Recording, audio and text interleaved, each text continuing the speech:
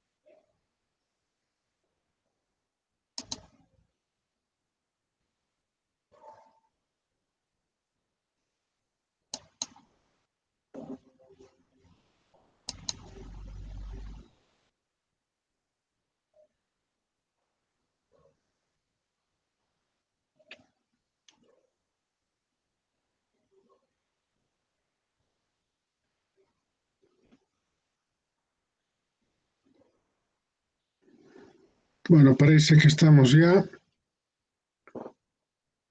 Alguna interferencia había de la empresa.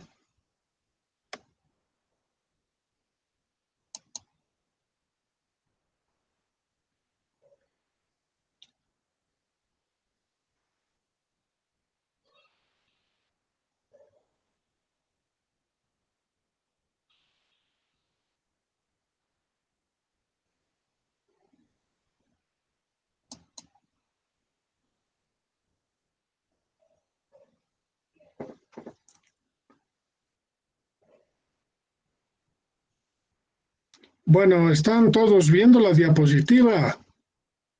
Sí, doctor. Doctor. Ok, Ahora sí, doctor, se puede ver. bueno, muy bien. Vamos a empezar entonces. Se trata de la enfermedad de Chagas. Comentarles que esta enfermedad eh, tiene una altísima incidencia en nuestro país, en la región, en Sudamérica, yo diría en Centro Sudamérica, que es el lugar en la Tierra donde esta enfermedad está muy difundida, aunque ya ha llegado a Norteamérica y algunos países de Europa. Se la conoce también como la trypanosomiasis americana y el parásito que está en cuestión es el Trypanosoma cruzi, quien produce la enfermedad en sí. Se está calculando que alrededor de 7 a 8 millones de personas en el mundo se encuentran infectadas con Chagas.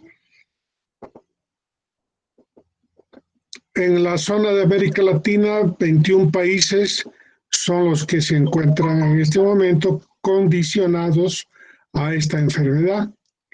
Vean esta radiografía, esta fotografía, prácticamente todos los países de Sudamérica, Centroamérica, algún lugar de Norteamérica y algunos países de España. Entonces, está bastante difundida en el mundo y quien es el transmisor, digamos, el agente de compartir la vida humana es la vinchuca, que es el Triatoma infestans. Es el vector, en tanto que el Trypanosoma cruzi es el es el agente parasitario que ingresa al sistema torrente sanguíneo de la persona. Esta enfermedad está relacionada con una calidad de vida muy depauperada, en razón a que su hábitat está referido a unidades de vivienda de muy primaria calidad de construcción. Generalmente son viviendas en áreas rurales donde la calidad de construcción generalmente son o paja o son adobe, mismos que dejan resquicios entre uno y otro adobe, y el lugar ideal para el hábitat de la vinchuca son justamente esos lugares, o las estructuras del techo con paja. Por lo tanto, está fundamentalmente distribuido en las zonas rurales y suburbanas donde la calidad de la vivienda es precaria. Su actividad es generalmente de noche y de día se refugian en las grietas de las casas en cuestión. Este es el Triatoma infestans, es la vinchuca. Hay diferentes tipos de vinchucas dependiendo de las regiones. Esta es una vinchuca que se encuentra en nuestro país, fundamentalmente en los valles y en los llanos de Bolivia. Esta otra se encuentra ubicada en Centroamérica, pero todas tienen la misma característica de actividad en la transmisión de la enfermedad. Estas son las viviendas precarias donde habitan estos insectos, tanto en las rendijas entre adobe y adobe, los techos de paja, de bambú, etcétera, que no son lo ideal para vivir, pero sí es ideal para el hábitat de la vinchuca. ¿Qué es lo que sucede? La vinchuquita entra en hambre, digámoslo así, en necesidad de alimentarse en las noches.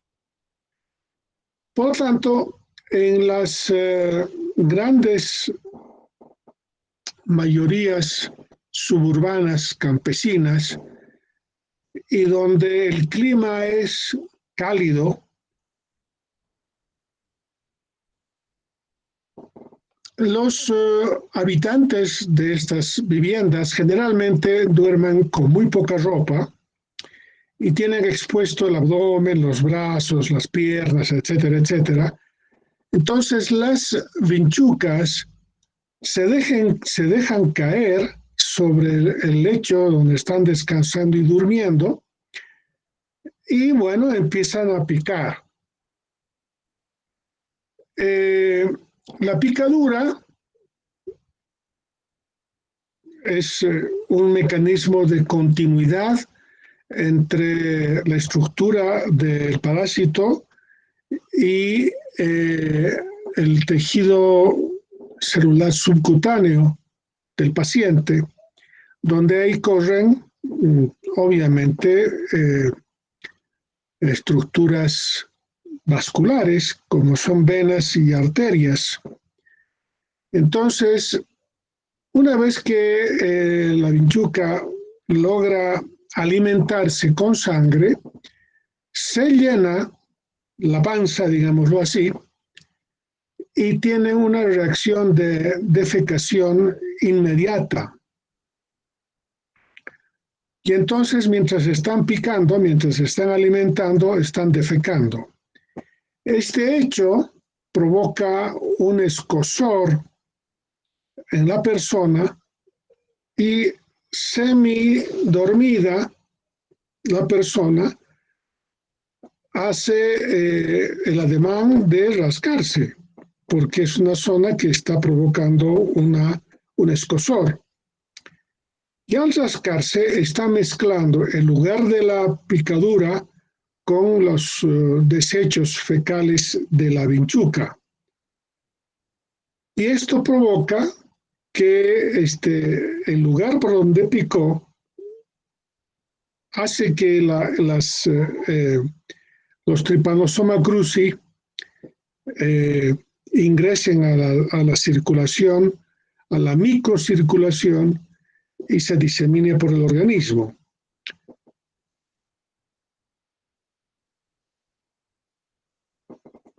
En otras circunstancias, una vez que la persona ha tocado el lugar de la picadura con restos de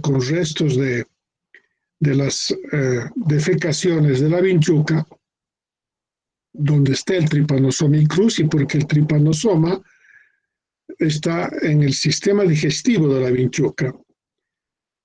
Y si automáticamente o sin darse cuenta, en la mañana los ojos son los lugares donde se restrega los ojos con los dedos la persona, o casualmente se toca la boca, o en algún lugar donde pequeñas lesiones cutáneas pudiesen existir, es mecanismo de ingreso a la circulación.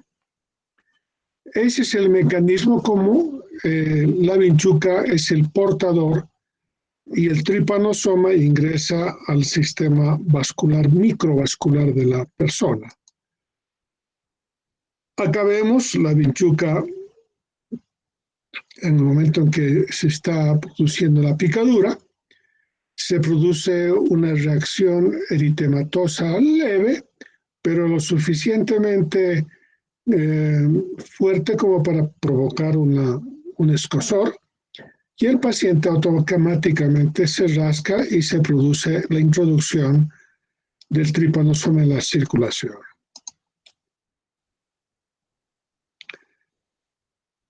En un importante porcentaje, estamos hablando de un 50-60%, una de las manifestaciones de la fase aguda del Chagas es una reacción cutánea de los párpados de la paciente afectada,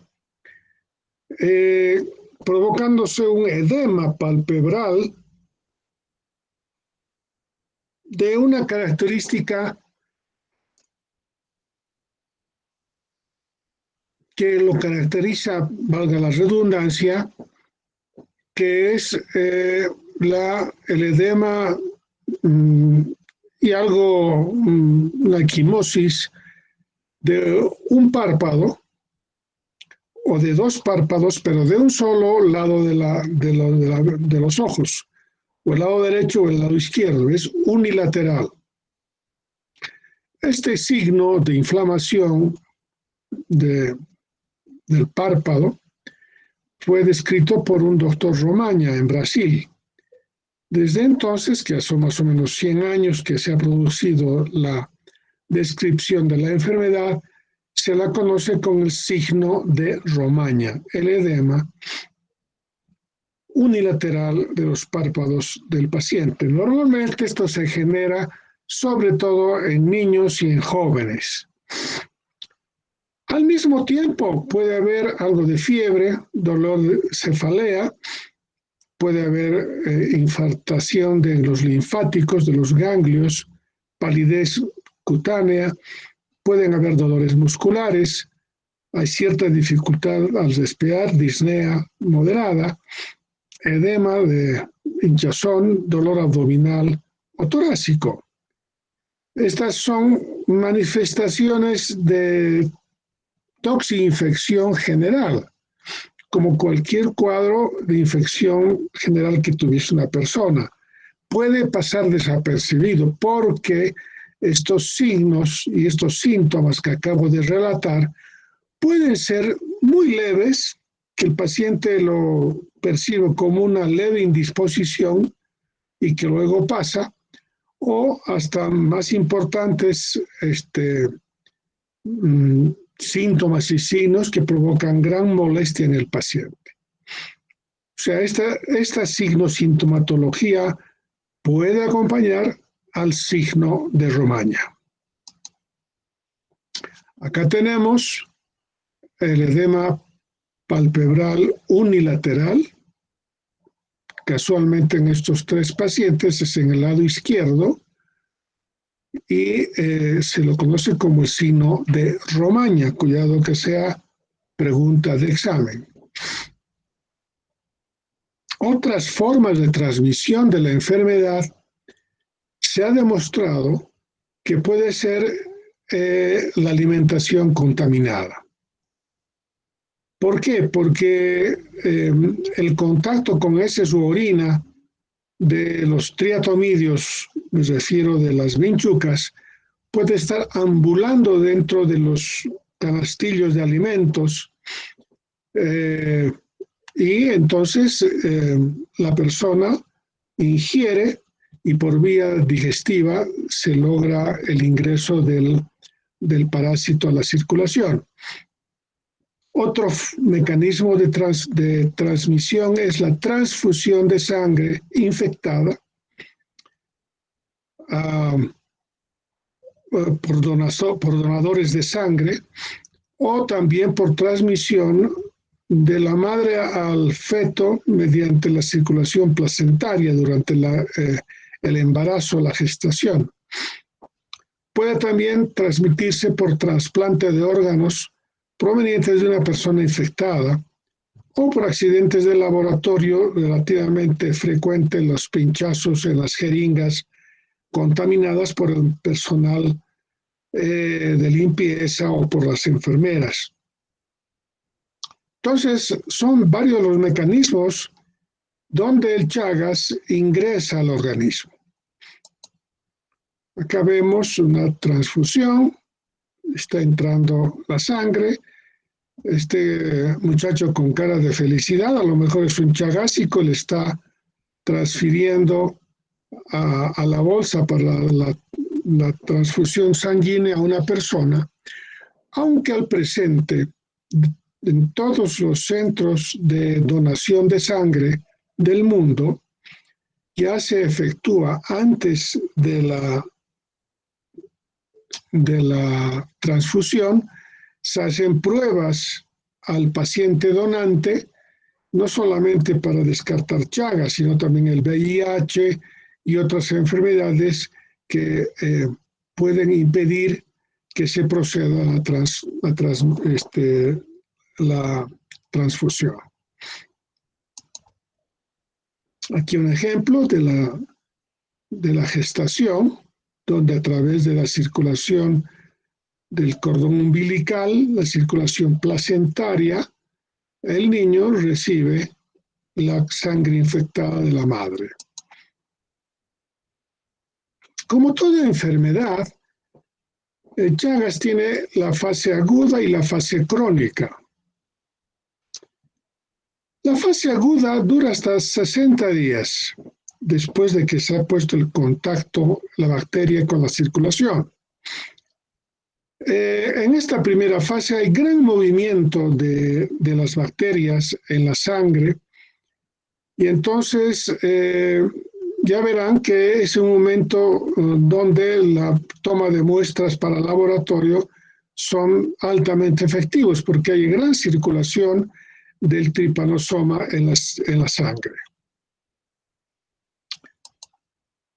En cambio, en la fase crónica, los parásitos permanecen ocultos durante muchos años.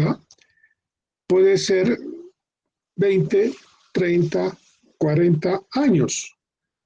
Y se produce un desarrollo maligno de la enfermedad que aunque el paciente no parecería estar afectado, porque el paciente prácticamente tiene una vida normal, de manera solapada, la enfermedad está comprometiendo fundamentalmente dos órganos en la persona adulta con Chagas crónico: el corazón, el tejido cardíaco y el sistema digestivo en el intestino grueso o en el esófago. Hasta un tercio de 100 pacientes tienen trastornos cardíacos y un 10% de alteraciones digestivas. En estos pacientes con evolución crónica, en su gran mayoría, hay aumento del tamaño del corazón, una cardiomegalia, o del esófago, del intestino, provocando un megacolon o un megaesófago. Si la infección avanza y en el corazón se produce trastornos serios, como ser arritmias, bloqueos eléctricos o insuficiencia de la función cardíaca, generándose insuficiencia cardíaca congestiva, porque el parásito provoca destrucción del miocardio y destrucción del sistema eléctrico de conducción, por eso se produce el agrandamiento y se producen las arritmias, sobre todo el bloqueo aurículo-ventricular completo. Y generalmente hay cardiomegalia. Por lo tanto, como ustedes verán, esta enfermedad es maligna y mata, ¿no? Y mata. Aquí hay dos ejemplos. En intestino grueso, en el colon, es un megacolon. Fíjense, está muy dilatado el intestino grueso.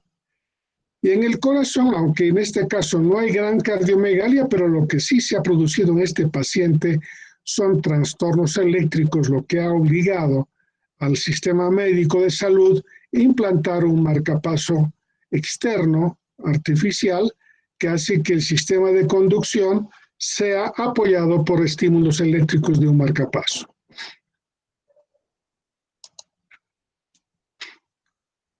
Aunque un poco desubicada la diapositiva, recordar lo que les había dicho, que hay accidentes laborales en los laboratorios donde el manipuleo de las jeringas, de las muestras, los portaobjetos, que algunos son todavía de vidrio, pueden provocar cortes o pinchaduras, y la contracción accidental de la enfermedad es relativamente frecuente. ¿Cómo diagnosticamos? Primero, con una adecuada historia clínica. Saber si proviene el paciente de zonas chagásicas, hacer una buena anamnesis, preguntarle si vive o vivió en zonas endémicas. En nuestro país es todo el valle, Cochabamba, Tarija, Sucre, algunos valles de Potosí y fundamentalmente Santa Cruz y Beni. Entonces, una buena historia clínica nos puede conducir a tener sospechas diagnósticas. Pero por lo general, sobre todo en la fase aguda, se hace el frotis de sangre llevándolo al microscopio. Se toma una muestra del pulpejo del dedo, se toma la gota de sangre y se la lleva al portaobjetos, y esto al microscopio. Esto es característica de la fase aguda de la infección. Y aquí es cuando, como les decía, dentro de los 60 días de la picadura, se ven a los parásitos circulando sobre el portaobjeto. Y tiene características muy clásicas. En tanto que en la fase crónica, la presencia o no del parásito en la sangre ya no es tan importante como el hecho de que se ha producido lesión orgánica, ya sea en el corazón o en el intestino. En este periodo de la fase crónica, lo que se hace son exámenes de reacción inmunológica por serología o por diagnóstico indirecto. Está de moda el test de ELISA, que es rápido y es bastante certero en el informe. Entonces, lo que nos interesa es tomar efecto de acción inmunológica, la presencia de anticuerpos que hubiese generado el paciente a lo largo de la vida, compartiendo con el parásito. Esto es lo que les iba a decir. Está el test de ELISA, el test de inmunofluorescencia, el tema de el test de hemoaglutinación directa. En la sensibilidad y en la especificidad de los tres formas de laboratorio de investigación diagnóstica son de alta sensibilidad y de alta especificidad. Entonces, las posibilidades de diagnóstico con estos tres exámenes es muy alta, ¿no? Está en 99.5, 97. Entonces, son exámenes de laboratorio que ustedes pueden pedir. El más difundido es el test de ELISA. Es el test de ELISA. Luego están los hemocultivos, ¿no? Hasta los 60 días el parásito se lo puede detectar mediante exámenes de imágenes cardíacas. Está la radiografía con un aumento del tamaño del corazón, la cardiomegalia, o en la imagen en movimiento, que es la ecocardiografía, donde aparte de tener que ver cómo está la función cardíaca, que es la función fundamental del ecocardiograma, para detectar el funcionamiento del corazón, también mide dimensiones cardíacas de los ventrículos, de las aurículas, puede tomar presiones sanguíneas dentro de la cavidad cardíaca, puede tomar imágenes de la función valvular, de las estructuras vasculares importantes como son la arteria aorta y la arteria pulmonar, los flujos, etcétera, etcétera. La ecocardiografía ha tomado una relevancia importante en el mecanismo de diagnóstico de esta enfermedad. Y uno de los exámenes muy útiles es el electrocardiograma. ¿Por qué? Porque la enfermedad cardíaca lo que produce es lesión del sistema de conducción eléctrica. Y con frecuencia se ven 2 tipos, hasta 3 de lesiones eléctricas. Son los extrasístoles ventriculares, es el bloqueo de rama derecha y en tercera instancia es el bloqueo auriculoventricular completo, o sea, un bloqueo completo de la transmisión eléctrica del corazón. Los más frecuentes son estos 2, extrasístoles ventriculares y bloqueo de rama derecha. Cuidado que sea pregunta de examen. ¿Qué se hace una vez que se ha logrado detectar la enfermedad en el paciente? Al presente y durante muchos años sigue sin ser modificada la acción terapéutica en el mundo con 2 medicamentos, el benznidazol y el nifurtimox.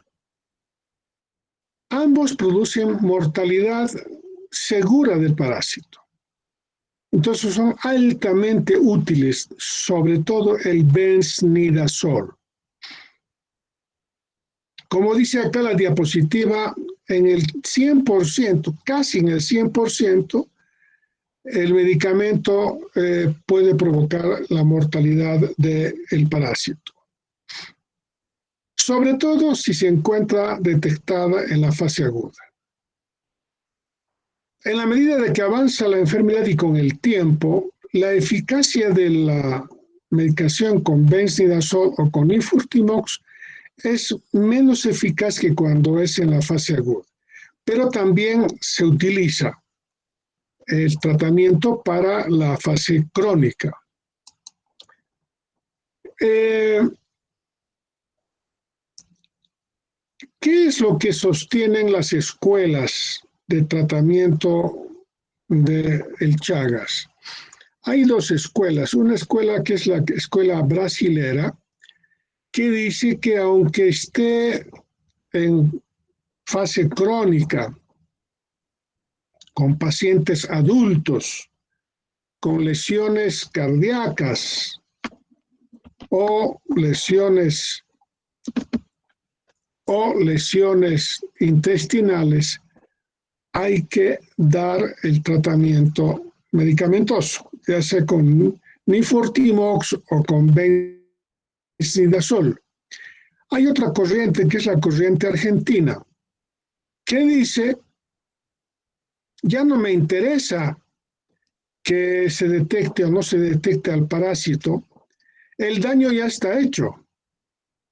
Entonces lo que hay que ir a hacer, el tratamiento crónico cuando hay compromiso cardíaco o intestinal, es ir a resolver el daño causado por el parásito. Ahora bien, donde sí se debe dar tratamiento en el adulto es en aquellas personas que no tienen lesión orgánica, tienen el parásito circulando en la sangre, años de años circulando, pero por alguna reacción de defensa del organismo humano, la acción del parásito se ve contrapuesta por la defensa del organismo, y esto significa que no hay compromiso ni cardíaco ni orgánico. Entonces, ¿qué pasa? Estos son pacientes asintomáticos. ¿Cómo se los detecta? Por exámenes de casual toma. Por ejemplo, el acceso a un crédito bancario, el acceso a una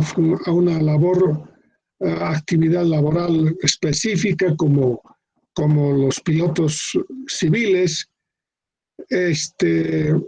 o un control cardiológico preoperatorio de apéndice o de vesículo o lo que sea, siempre se debe pedir una valoración cardiológica previa. Esto es ley en todo el mundo, por más de que el paciente sea asintomático. Entonces, sobre todo en las zonas endémicas, se pide dentro del listado de enfermedades a ser analizados, se toma la enfermedad de Chagas, ¿no? En nuestro medio, acá en la altura, donde el frío y la altura parece ser un lugar agresivo para el parásito, no tenemos enfermedad de Chagas. Definitivamente no hemos encontrado ni en Potosí, ni en Oruro, ni en La Paz. Donde se pudo detectar en algunos casos fue en los yungas paseños, donde el clima y la altura, por supuesto, son más, mucho más amigable para la vinchuca. Pero son escasos, comparando con el oriente y los llanos del país. En La Paz, prácticamente en las zonas altas del país, no existe la enfermedad. Entonces, un electrocardiograma que se tome acá en La Paz para una cirugía común y corriente, por ahí encuentra bloqueo de rama derecha, como hemos dicho hace un instante, o extrasístoles ventriculares, que son las dos arritmias más frecuentes. Bloqueo de rama derecha y extrasístoles ventriculares. Entonces, cuando un cardiólogo toma un electrocardiograma a un paciente asintomático y ve que hay trastornos eléctricos, tiene inmediatamente que preguntar en su historia clínica si es un paciente adulto joven, estoy hablando de 45 años, una cosa así, es obligación de detectar o sospechar Chagas.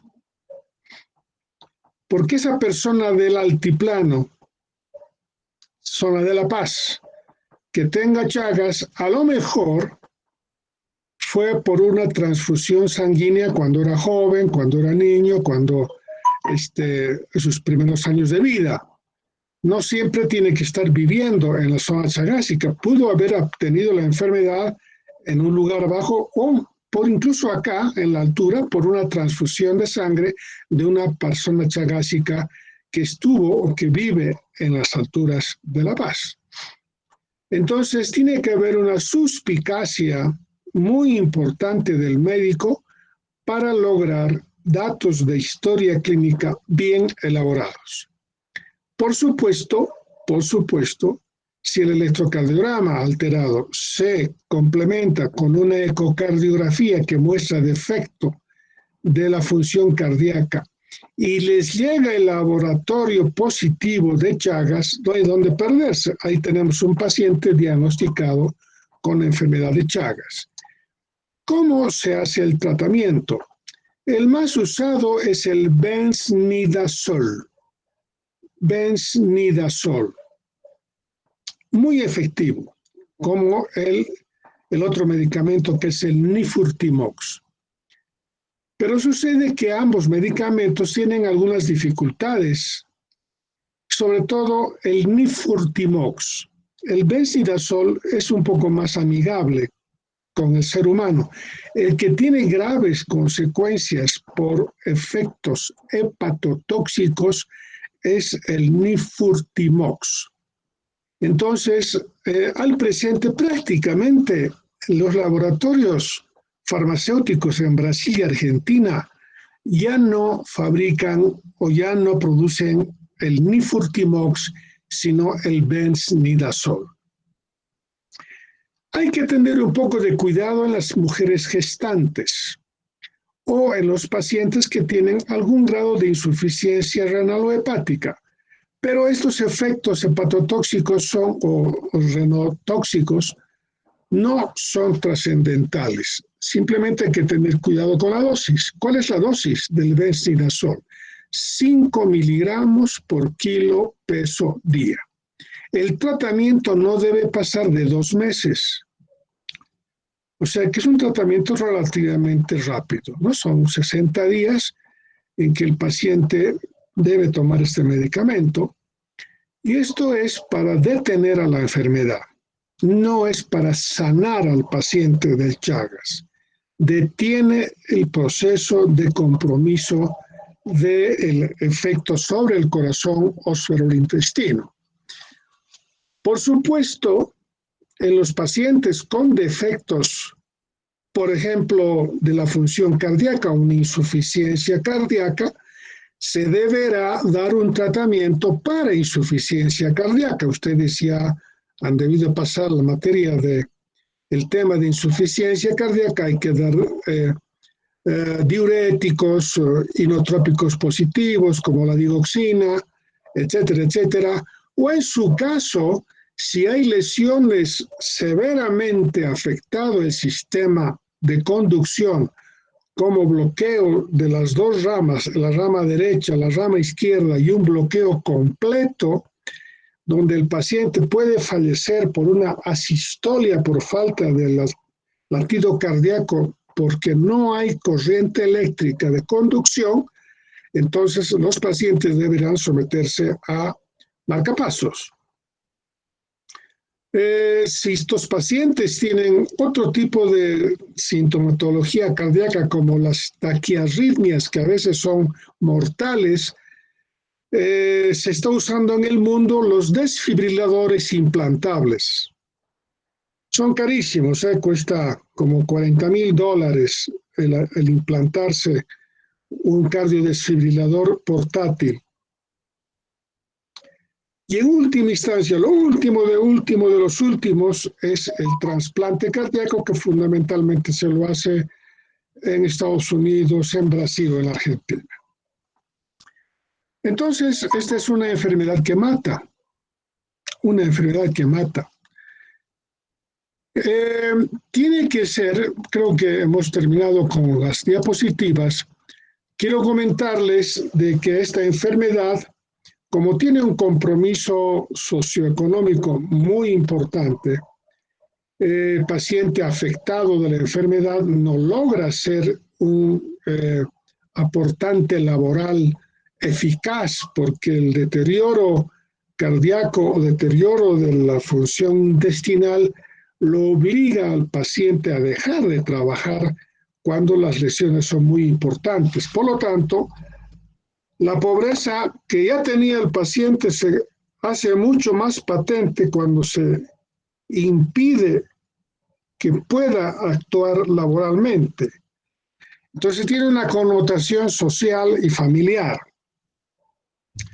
Por lo tanto, la enfermedad de Chagas, en todos los países donde esta enfermedad se encuentra, requiere políticas de salud de los gobiernos.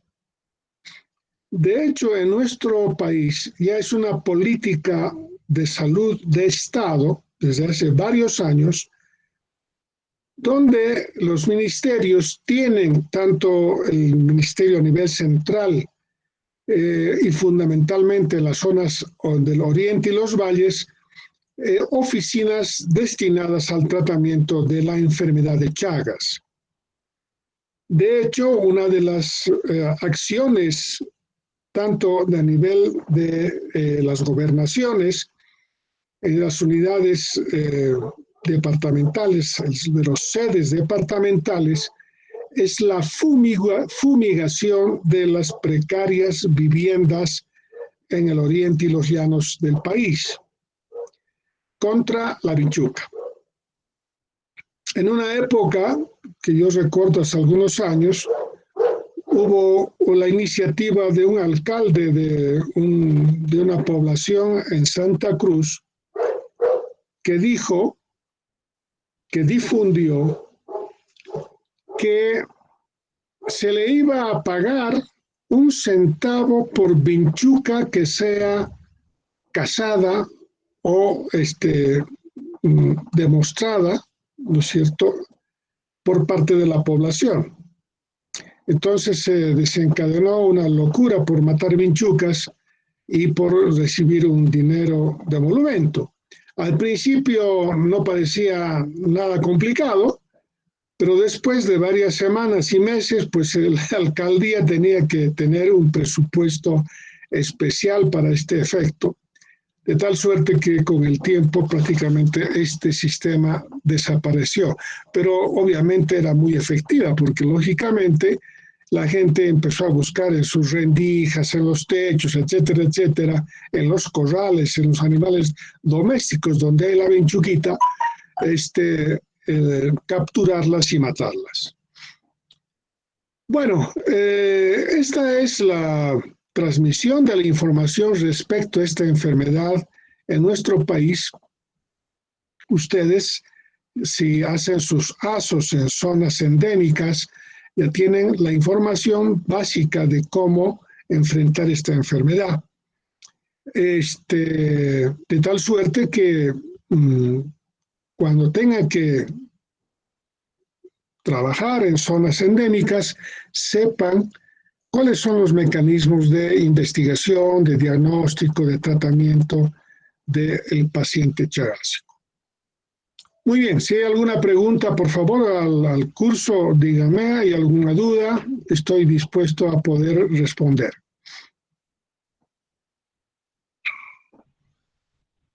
Doctor, Sí, claro. Chagas congénito también se trata de esta manera y los niños se curan así por completo. Repetime la pregunta que está entrecortada tu llamada. Oh, ya. Doctor, el Chagas congénito se trata de la misma manera que nos explicó. Oh, ya. Sí, es una muy, muy buena pregunta. Dijimos que el nifurtimox y el benzidazol, como está justamente acá en la diapositiva que estamos viendo, no debe administrarse en el periodo de gestación y tampoco en el recién nacido, obviamente, porque el recién nacido tiene que alimentarse de leche, no tiene otra forma de ingestión. Entonces hay que esperar hasta los 5 años y recién a partir de los 5 años se da esta dosificación, 5 miligramos por kilo por peso y por día. Entonces, evidentemente, el recién nacido no debe recibir tratamiento medicamentoso. ¿Alguna otra pregunta? Gracias, doctor. No, ¿por qué? Doctor, en el electrocardiograma, ¿cuáles son las alteraciones que se van a ver? Las dos más comunes, bloqueo de rama derecha de las de His, el bloqueo eléctrico, o sea, se bloquea el sistema de conducción está comprometido porque manda el nódulo sinusal la orden eléctrica para que el ventrículo izquierdo se contraiga en la sístole y la rama derecha, como está bloqueada, no permite que pase la corriente hasta el ventrículo derecho y ésta se puede contraer. Ocurre que ustedes recordarán la estructura eléctrica del corazón, desde el nódulo sinusal va bajando por el sistema auricular, llega al nódulo aurículo-ventricular, luego hay un cordón grueso que es el haz de His, y luego se divide en dos grandes ramas, la rama derecha que va por el corazón derecho y la rama izquierda por el corazón izquierdo, y termina en unos fascículos muy pequeños que son la red de Purkinje. Cuando se ha producido un bloqueo de la rama derecha, ¿no es cierto?, la rama izquierda, a través del sistema del haz de Purkinje, logra socorrer la contracción del ventrículo derecho afectado por la ausencia de corriente y entonces el paciente tiene una actividad cardíaca normal. Esto es prácticamente frecuente en los portadores asintomáticos. Lo grave es cuando se produce bloqueo de rama derecha y en un momento bloqueo de la rama izquierda. En esta circunstancia se produce una falta de contracción del ventrículo derecho y del ventrículo izquierdo y hay situaciones de accidentes cardíacos graves como muerte súbita. Entonces, lógicamente, el bloqueo de rama derecha es el más frecuente junto con la extrasistolia ventricular. Son latidos anormales en los niveles de las ramas derecha e izquierda de las de His. ¿Alguna otra duda?